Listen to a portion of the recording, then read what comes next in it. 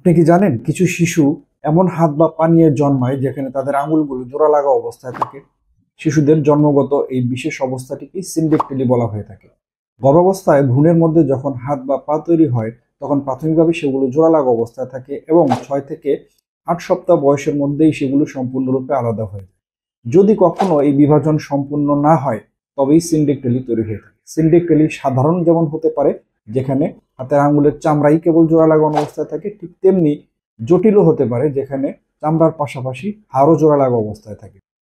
এ ধরনের সমস্যায় যে শিশুরা আক্রান্ত হয় তাদের হাতের স্বাভাবিক বৃদ্ধি এবং কার্যকারিতা ব্যাহত হয় এবং সমস্যা মোকাবেলার জন্য অস্ত্রোপচারের প্রয়োজন হয়, যে অস্ত্রোপচারের মাধ্যমে আঙ্গুল সম্পূর্ণরূপে আলাদা করা সম্ভব। সাধারণত 2 বছরের মধ্যেই অস্ত্রোপচার সম্পূর্ণ করতে হয়। 2 বছরের পরবর্তী সময় অস্ত্রোপচার করলে ফলাফল আশানুরূপ নাও হতে পারে এবং অস্ত্রোপচারের পরবর্তীতে শিশু স্বাভাবিকভাবে হাত বা পা ব্যবহার করতে পারবে।